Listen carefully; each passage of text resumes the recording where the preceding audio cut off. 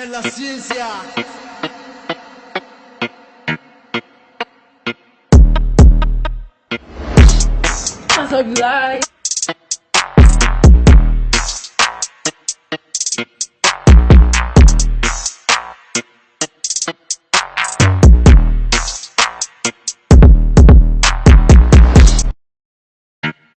To okay, this your boy Sable, and today we got what happens when you die.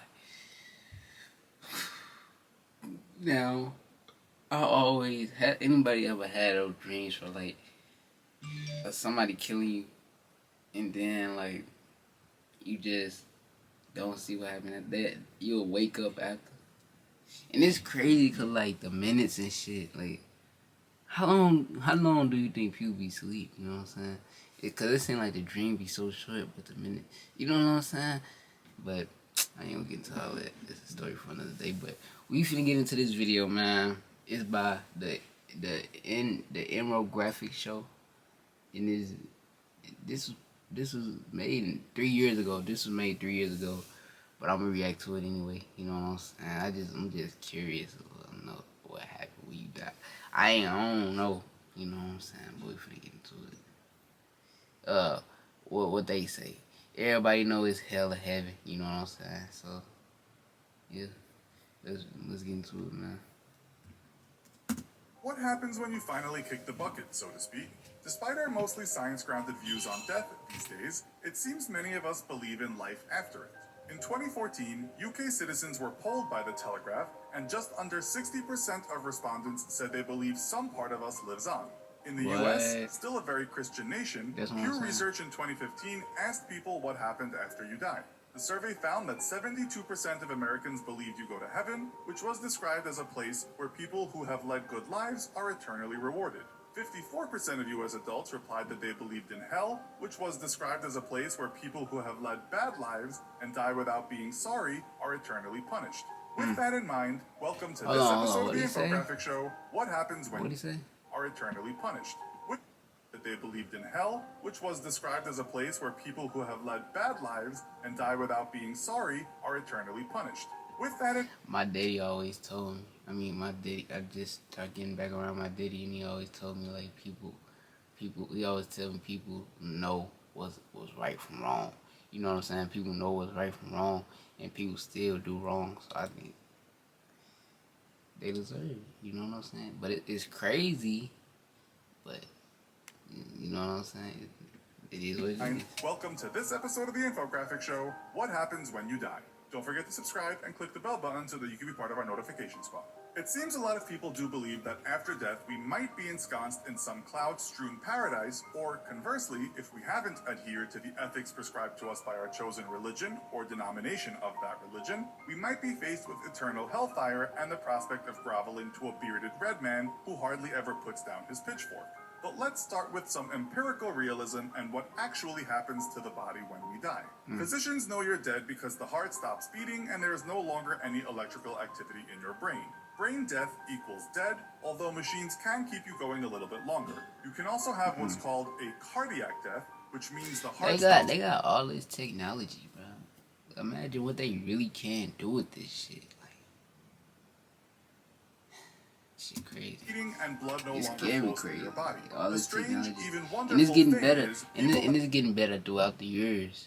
So, suffered cardiac death but have been brought back to life have said they were aware of what was going on around them. Others have talked about walking towards a light in such a near-death experience. Yeah, I heard it. You can be brought back from what we call clinical death, but you only have a grace period of about 4 to 6 minutes. But let's say you get to the light and pass through. This is what we call biological death. Game over, the final whistle, dead as a dodo. Wow. This is where it gets kind of undignified, but what do you care? You're dead. Once you're definitely no longer with us, your muscles relax, and this means your sphincter will too, meaning that triple whopper and large fries you had for lunch will spill out of you. The gas you have in you may also leak out and cause a stink. The same goes for the pee you've got in your bladder. So dying, not surprisingly, is a bit of a messy affair. And men, you might even ejaculate. As for women, you may give birth after you have died if you were pregnant, which is something called coffin birth. It doesn't happen often though. Instead of pushing, it's the gases in the abdomen that squeeze the newborn into the world. As the body gets rid of what is trapped inside, noises may be emitted from your mouth as air escapes. Nurses and people working close to dead bodies have regularly reported hearing very alive-sounding moans and groans coming from dead bodies. You may twitch, but this doesn't mean there is life in you. These are just muscle contractions. What? You could also soon get an erection if you died lying on your stomach and the blood flowed down there. All your blood will pool to a certain area of your body. This is called livor mortis, and it's the reason parts of you will have that dark purple color you have seen on TV. These are the lovely things that can happen quite shortly after you go. With no blood flowing through your body, it will begin to cool down, known as algor mortis, or simply death chill. It will keep cooling until it is the same temperature as your surroundings. You will become stiff within about 2 to 6 hours, and this we call rigor mortis. This is because calcium is getting into your muscle cells. Cells break down without blood flow, and this leads to bacteria growth, and that's why you start to decompose. You may look like your hair or your nails have grown, but that isn't the case. What is happening is that your skin is receding, giving the impression of growth. The skin will loosen too, and blisters will appear on the body. The next stage is putrefaction, when bacteria and microorganisms start feasting on you. You'll soon start to stink as bad as anything you could have imagined while you were alive. Wow. One person described the smell as rotten eggs, feces, and a used toilet left out for a month times 1,000. It is unholy. Soon everything that is soft becomes liquefied, with things like bones, cartilage, and hair remaining strong. You're already well on your way to decomposing by the time you are being put in the ground, but if embalmed and buried, decomposition could be a slow process. Left above ground, you'll be a liquefied mess within about a month, feasted on by insects, maggots, plants, and animals. So that's why the flies be Underground, on some them. experts say it might take 8 to 12 years before you are reduced to nothing but a skeleton. After around 50 years, even your bones will become part of the earth. We should add the rate of decomposition depends on all manner of factors, too many to list here, but we think you get the picture. While some people report that their near-death experience was a scene to behold, that's not always the case. One person writing on Reddit said his experience was as follows. It was just black emptiness. No thoughts, no consciousness, nothing. Is there really something else? Irish Yeah, empiricists that's what I'm saying. Like, people just black out when you almost die. You know what I'm saying? Like, people really. Some people, if you probably rarely like see a light, you probably was lucky. You know what I'm saying? But I don't know. This what I think. Philosopher George Berkeley was You ever so gotten, hell-bent like, on people knowing what happens probably- after death, or those moments during clinical death, that he actually hanged himself to the point of death with a friend nearby ready to cut him down before he died. He believed there was something between heaven and earth, perhaps what philosophers have called the ether. The story has become lore in philosophical circles, but it's thought all Berkeley really discovered was that hanging hurts your neck. Yeah. French philosopher René Descartes believed the soul was separate from the body, as many religions will tell you, and perhaps when we die, something lingers on. Friedrich Nietzsche talked about the concept of eternal recurrence, or eternal return, meaning all existence or energy in the universe has forever and will forever keep repeating itself ad infinitum.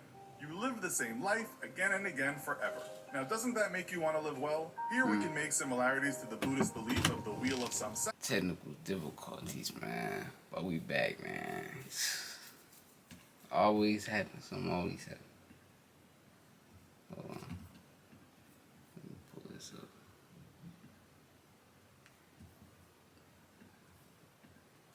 And all souls or lives will begin a cycle again after death, except not the same exact life. Something we call reincarnation, which some people say is connected to what we Some people say that. Some people don't even. Some people don't even like believe in reincarnation. I believe in it. Well, I believe in reincarnation. I believe in it. Cause like the stuff that I heard, you know what I'm saying? But some people don't. Some people say it's not such thing. I don't know. Everybody got different opinions and different options. sometimes called deja vu. Buddhists believe we can end this vicious cycle if we can become truly enlightened, therefore achieving nirvana.